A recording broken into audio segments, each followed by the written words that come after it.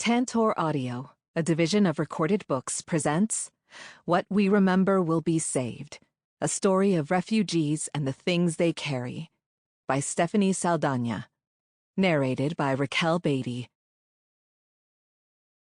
Seeds, languages, phones awash with voices, maps, estimated arrival times, canoons, lullabies, daughters and sons and grandparents, whispered instructions from their mothers, nightmares, the names of trees, a prayer pressed against the heart, shrapnel lodged in the forearm, the name of a man to meet in a forest, a violin wrapped in plastic, diplomas, sumac, the imprint of orange blossoms, beneath fences, over mountains, across waters. Author's note. This book tells the story of 6 women and men from Iraq and Syria, and what they carried with them when they were forced to escape their countries because of war.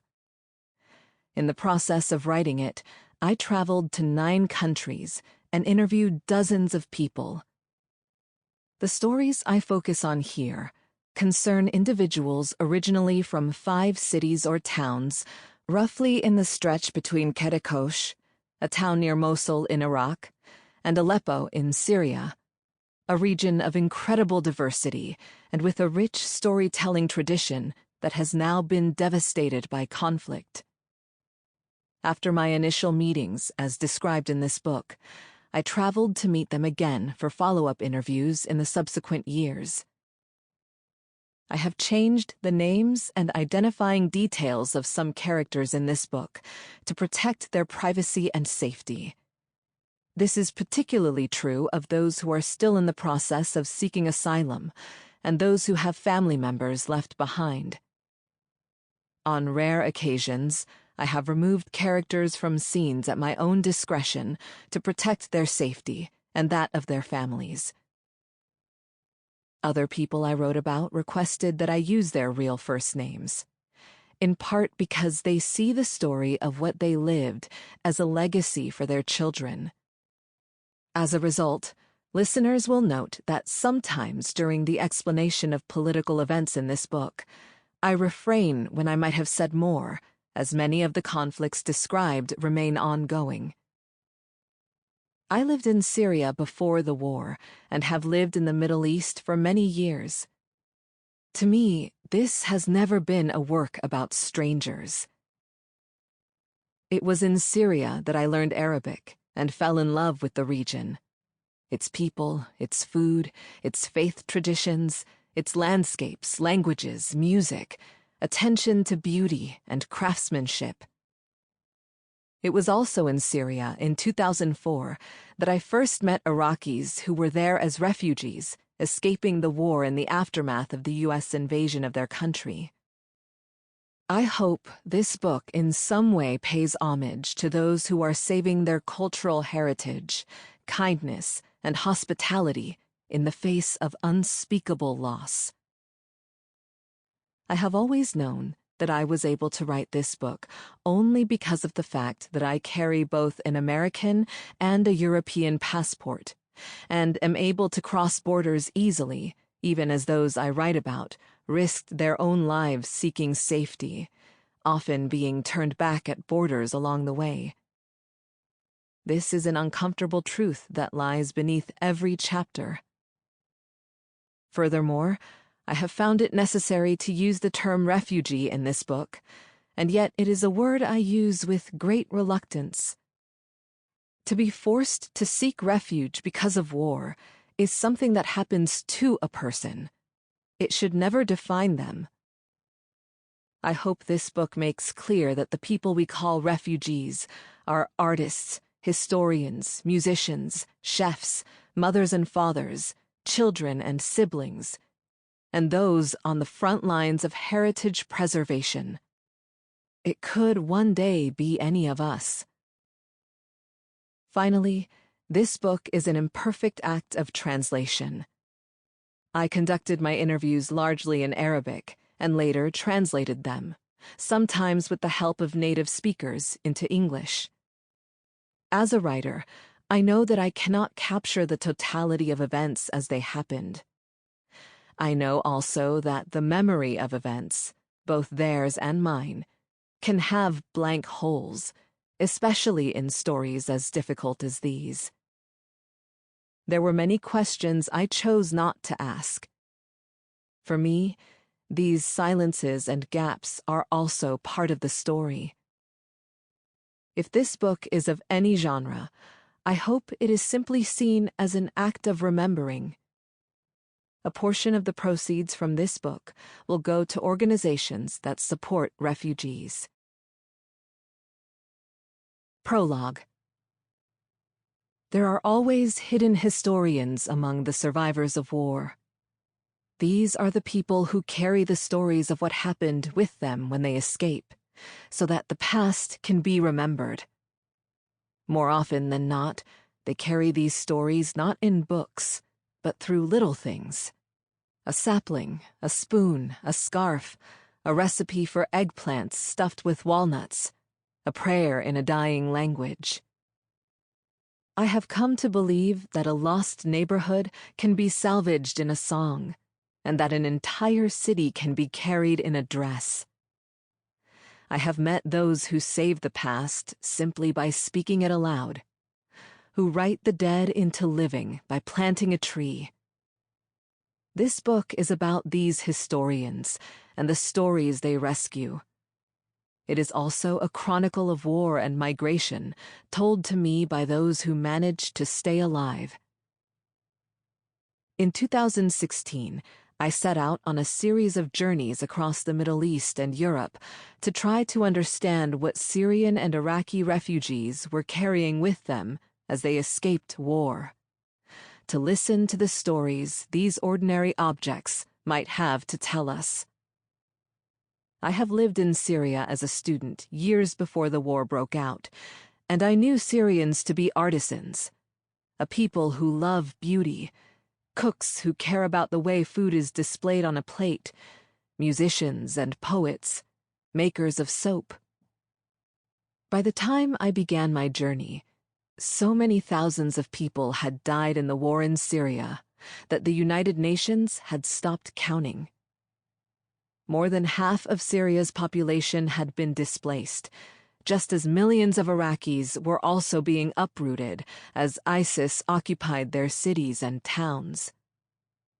We were witnessing the largest refugee crisis in modern history. So much was being lost.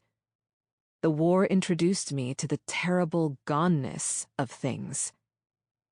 Yet I trusted that those escaping were also finding ways of saving the stories of the cities they left behind. Where were the famous pastry chefs of Homs still carrying their recipes? The traditional storytellers of Sinjar carrying their epic poems? Who would remember the stories of the friendships that vanished in Mosul? Where were the oud musicians, the last speakers of Aramaic? In time, I began to hear stories of a young musician from Homs, Syria, who crossed the sea with his violin wrapped in cellophane. Of Syrian mothers teaching their children recipes for eggplant jam in the refugee camps of Lebanon. Of an entire orchestra created from Syrian classical musicians in exile in Germany. By their very being, these individuals were articulating a version of history in which they were not victims, but agents. The small things they salvaged, not mere fragments, but windows into the histories they were now entrusted with remembering and transmitting to future generations. I felt that if I spent more time listening to stories like these, I might begin to understand not only what was being lost in war, but also what was being rescued. I knew I would need to meet these historians where they now were. I would travel to Jordan, Iraq, the Netherlands, Turkey, Switzerland, England, France, Greece, and Germany, speaking to Syrian and Iraqi chefs and gardeners in exile, painters and curators, a political cartoonist, photographers. I decided to narrow the focus of my writing on stories told to me by those who had escaped the swath of geography between Kerekosh in Iraq and Aleppo in Syria, a borderlands region of extraordinary diversity that had been devastated by war, with entire populations now displaced. The people whose stories I tell in this book naturally reflect just some of the many voices of that region, religious and secular, Muslim, Christian, and Yazidi, Arabic, Kurdish, and Aramaic-speaking neighbors, now scattered all over the world, many of whose very identities are bound up in living in conversation with one another. I would meet a woman who saved her city in a dress, a musician who saved his city through his songs, a couple who saved not one pharmacy but two, a young man who saved stories of Muslim-Christian friendships as his city fell apart, a son who saved his family on a mountain and then saved the story of what happened so that it could be remembered. In time, these individuals became my teachers. It is because of their stories I now know that, even in front of immense violence, there is always something small to be carried, some act to be done, and that these little things transform history in ways we only later understand. Awal shajara bithara, goes the saying in Arabic. A tree begins with a seed. Part 1. Hannah's Dress. Kerekosh, Iraq, to Erbil, Iraq, to Amman, Jordan, to Australia. The town was like this, joyful and full of brides. Talal Acham. 1. A town named Blackbird. The first time I saw Hannah, she was standing at the back of a room, holding a dress in her hands. The dress resembled a quilt she could wrap around her body, and into that dress she had sewn a city. Inside that city she had sewn a world, with its own language, with fruit-bearing trees, and with friends interlocking their arms and dancing. I had no way of knowing how immense that world had been, or even that it was now both gone and saved. I had no idea that I would follow that dress as it would follow me.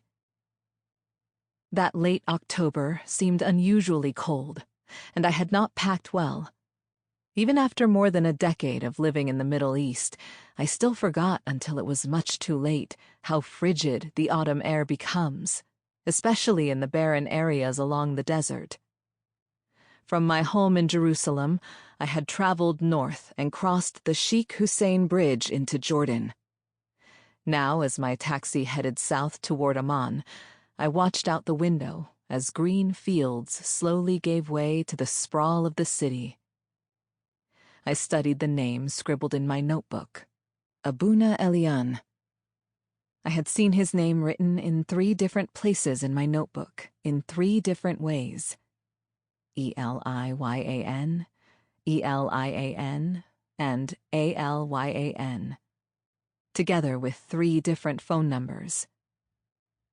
On a subsequent page, I had written the name of a city, Kerekosh, which comes from the word blackbird in Turkish. I was traveling in search of a man I had never met, and a city I had never seen.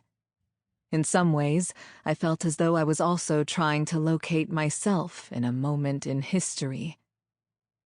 The city of Kerekosh itself is located in northern Iraq, some 20 miles southeast of Mosul, and I had decided that my journey would begin with those who had escaped from there. If I knew of Kerekosh, it was because the town had now become synonymous with a tragedy. On August 6, 2014, ISIS had invaded Kerekosh, and essentially the entire population, some 44,000 Christians, fled for their lives.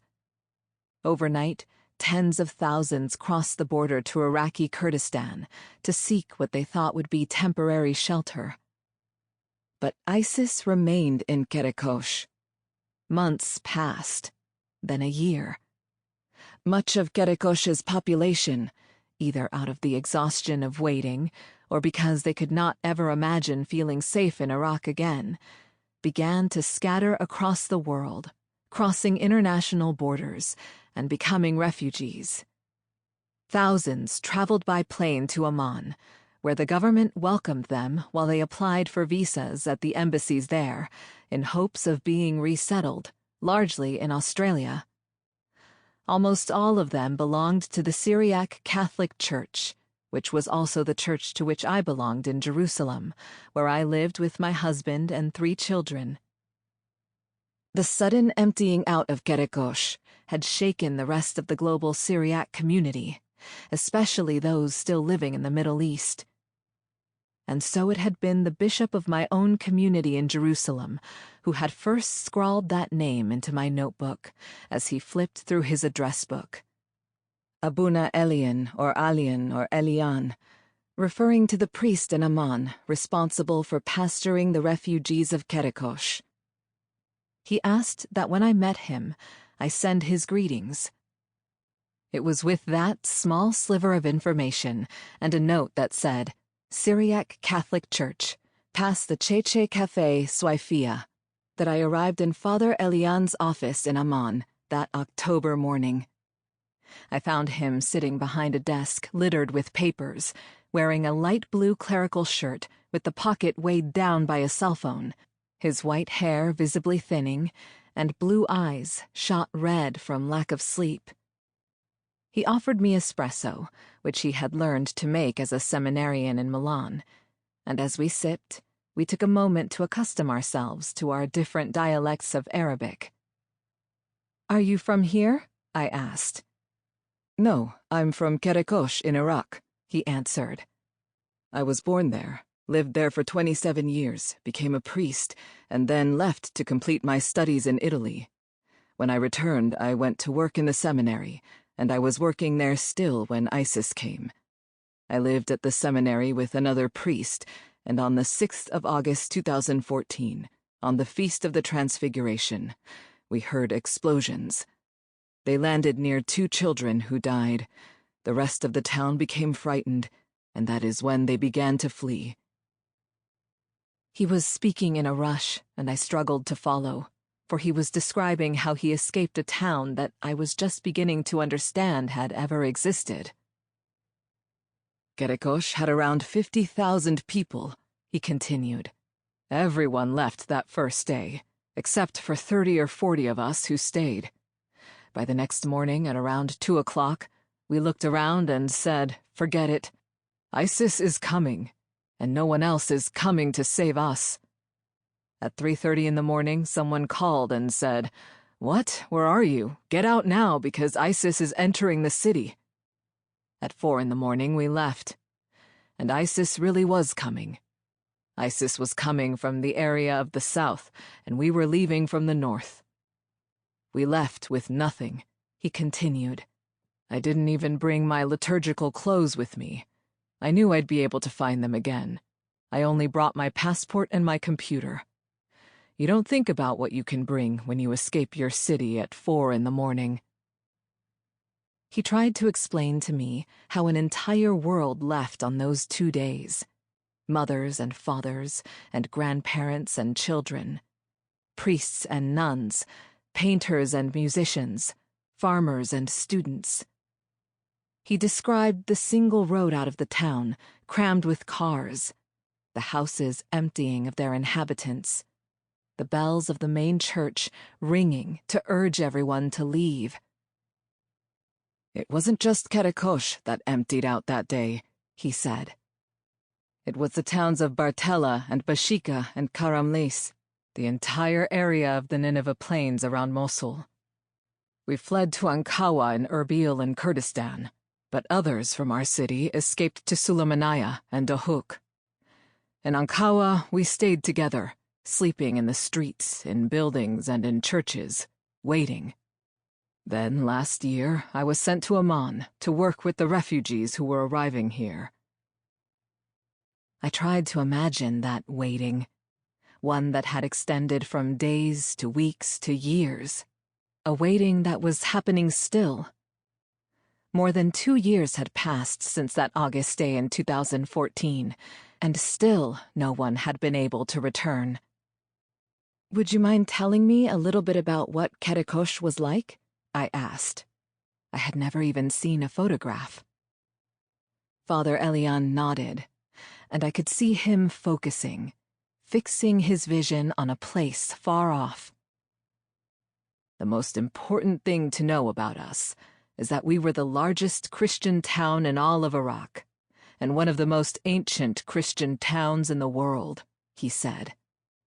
"We had 9 churches, 7 from the Syrian Catholic tradition, and 2 from the Syrian Orthodox tradition. The language of our liturgy, of our traditions, and even our spoken language was Syriac, a dialect of the Aramaic language." He opened up his computer and clicked on a video. Together, we watched thousands of young men and women and children wearing bright traditional outfits, processing through streets, waving olive branches in the air and singing Hosanna. "That was our last Palm Sunday in Kerekosh," he said quietly. I looked at the people's faces, singing, radiant. In his poem, A Song on the End of the World, written in Warsaw in 1944, the poet Czesław Miłosz describes the scene at the end of the world, where a man mends a fishing net, and women walk with umbrellas, and vegetable sellers shout in the streets, and a man binds up his tomato plants. I thought of that poem as I stared at the video of girls singing in the streets 4 months before ISIS arrived and emptied their town entirely. "There will be no other end of the world," writes Miłosz. Kerekosh was something like that, a world entirely there, and then vanished. Father Elian pointed to a stack of papers on his desk. They contained names scribbled in Arabic and square identity photos paper-clipped to corners. He explained that these were the files for all the refugees in his charge, men, women, and children who had escaped Kerekosh, Bartella and Bashika, Mosul and Baghdad in Iraq, along with cities like Aleppo, Homs, and Damascus in Syria. Here was the uprooting of entire populations of ancient Christian communities in the Middle East, an exodus distilled into a pile of bureaucratic papers. "Look at how many of us we are." He held up the pile of papers in his hands to measure its weight. "We have 1,250 Syriac Catholic families here. Each one of those sheets of papers isn't for one person. It's for a family of 4 or 5 people. And the minute one family is resettled, another one arrives and takes its place."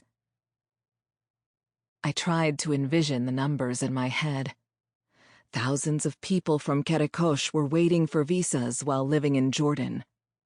Thousands of others had already traveled to Europe, Canada, Australia, and other countries to find resettlement. Tens of thousands were still waiting in Kurdistan in Iraq, in camps and temporary housing, unable to return home. An entire city had been uprooted and exiled. "What do you think will happen to the community?" I asked. "We're scattering all over the world," Father Elian told me. "Just look at my own family. I have 1 sister in Canada, 1 in Slovakia, 1 in the United States, 1 in Germany, 1 moving to Australia, 1 in Jordan, and 1 who remained in Iraq. It's difficult to think of a future when there isn't a strong government that can ensure peace. Even if I returned to Kerekosh, how could I know that the same thing won't happen again?" I finished taking notes in my notebook and slipped it away in my bag. As I prepared my things to leave, he looked at me and said, with a firmness and a clarity I wasn't expecting. "Now that Kerekosh has been taken, our language will likely disappear. When the people of Kerekosh leave for Australia or Canada, who will keep speaking it 5 years from now? And it's not just the language. Everything will disappear. Our heritage, even our ancient liturgy." We sat for a few moments in silence. I stood up, and he shook my hand. "Come to the Mass on Saturday at 5 at the Der Latin Church in Hashmi al-Shamali," he finished. "If you want to meet the people of Kerekosh, you will find them there." 2. Hymnals. 4 days later, I took a taxi to the Der Latin Church in Hashmi al-Shamali in East Amman. A man sitting on a chair on the sidewalk pointed me to a side entrance, and when I finally found it, I slipped inside. What I found in the lobby of the church felt like another country entirely. In front of me, a middle-aged woman was helping her elderly mother to stand. Children darted through the lobby and paused to light candles. Many of the oldest women seemed to be reaching for support, from arms, church pews, canes, as if the earth itself were unsteady. Nearly everyone was speaking a dialect of Neo-Aramaic, a Semitic language that had centuries ago been the spoken language of the entire Middle East, but had now all but disappeared. I found a seat near the front of the church, watching as the pews filled up and the faithful extended into the back lobby until there was no place left to stand. Father Elian approached the altar, dressed in long white liturgical garments and wearing a green stole around his neck, followed by an assembly of deacons and altar boys and girls. All of them had become refugees. He began the liturgy in Arabic instead of Aramaic, in deference to the country and the borrowed church in which they now found themselves, as well as to the scattered refugees in Mosul, Baghdad, and Damascus among them, who would not have been able to follow his native dialect of Aramaic. "Today we begin a new liturgical year," Father Elian announced solemnly during the homily. "We ask ourselves, who is Jesus to me? In the Gospel, all the disciples give the wrong answer. Only Simon Peter says, 'You are the Messiah, the Son of the living God.'" He paused. "We must also ask God to make our relationship closer. This is the time to begin anew." It was the final Sunday of October, and in the Syriac tradition, it was the beginning of the liturgical calendar and the sanctification of the Church. Now the weeks of Advent leading up to Christmas would begin.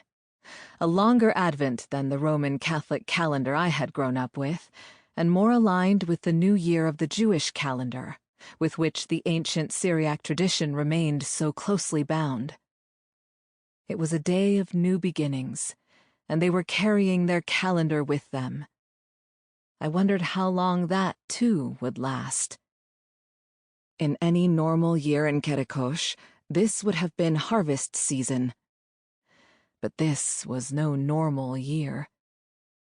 It occurred to me that when the physical home is taken away, the liturgical calendar becomes a country in time, for time cannot be taken from us. Father Elian sat down, and a heaviness settled over the assembly. A woman across from me was weeping, her forehead pressed to the wooden pew in front of her. The choir began to sing, and I listened as their voices filled the room with a song. Not in Arabic, but in Syriac this time, a liturgical form of Aramaic. I cannot quite describe what happened next, as those consonants and vowels fell from the choir loft and the song landed among us. It was as if the space began to slowly be lit from the inside. One person after another began to sing along in Aramaic, first softly, and then with more confidence. Sample complete. Ready to continue?